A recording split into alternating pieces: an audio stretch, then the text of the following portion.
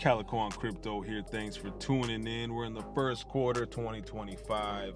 UBI is on the menu in just a little bit. As you can see here, the largest study ever on UBI was conducted and results are disappointing. You could probably guess exactly what happened, but I'm going to go through it anyway. But let me know what your guess is. So as I went through this article, right, I was thinking about the previous videos I posted, right? In my opinion, blockchain technology is going to dominate with CBDCs. We're going to get programmable money and people that can't find jobs because they're replaced by AI and they're replaced by the robots, algorithms, all that stuff. Those people are not going to be able to sustain their lifestyles. So since they can't sustain their lifestyles, the government's going to step in and say, hey guys, here's free money so then you can, live your life. So in the 2020 election, says here, the Democratic Party's presidential nominee, Andrew Yang, made a splash in particular for his promise to give everyone $1,000. He knew, and he probably knows, that in the future, people aren't going to be able to find jobs. So he's going to give people free money because the economy's all jacked up. The economy's been messed up for a while, and it's going to be like that for another longer while. It's just the way it is. And he said here, Yang's version of the UBI was simple. Every person in the country will receive a nice $1,000 per month. It doesn't matter if you're rich or poor, old or young, you vote, whatever. He's going to give you free money from the federal government. How he would do that, I have no freaking idea. Don't ask me, okay? But as we continue on, if you look at my previous videos, UBI has already been going on. Alaska, Michigan, California, Florida, many states have already started universal basic income, where they would give a lottery of people, just random people who sign up, they'd give them free money. And those people in turn would use that money, that cash, for whatever they wanted. So they have data right there. Once they had that data over the course, this has been happening since 2020, 2021, okay? So it's been going on for a few years. They did a study. The study was disappointing. I'm not even gonna read through all this. The point is this, the people that got the free money ended up spending more. Number one, they spent more than they had, so they maintained their status as impoverished, and they also didn't go and learn anything new.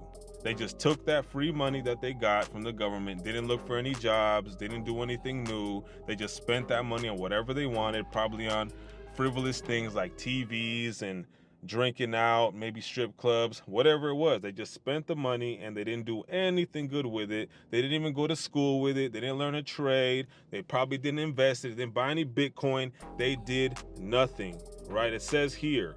So what did the people with the extra time they got from working less? Also, they worked less too. A lot of them just didn't even look for jobs. They just chilled on unemployment plus the UBI.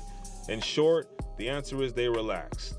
In concluding the results of the paper, the authors say participants in our study reduced their labor supply because they placed a high value at the margin on additional leisure. They said, I'm getting free money, so I'm gonna chill. Why work when I'm getting free money? Let's keep going. It made the recipients poorer. Overall, the transfers led to a reduction in annual total individual income of about $1,500 in our main survey. People worked less and stayed unemployed for longer. Not only did the recipients work less, this happened to other adult members of the household as well. They said, hey, honey, I'm getting $1,500 from the government. Unemployment's paying me another $2,000, whatever the amount is.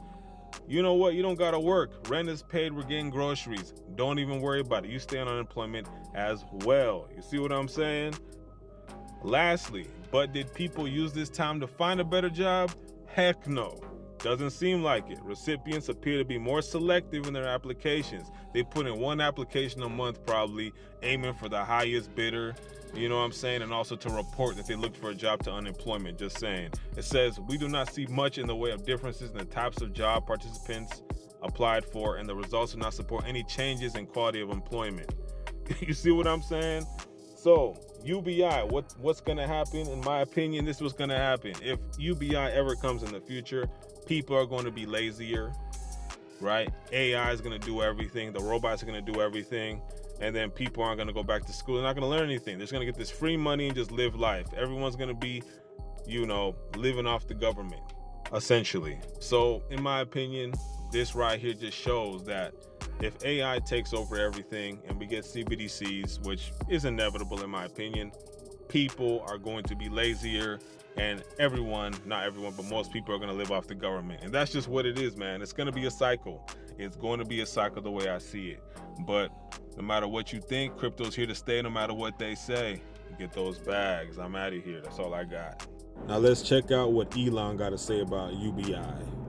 What to do about mass unemployment? This is going to be a massive social challenge. And I think ultimately we will have to have some kind of universal basic income. I don't think we're going to have a choice. There will be fewer and fewer jobs that a robot cannot do better. And I want to be clear that these are not things that I think that I wish would happen. These are simply things that I think probably will happen.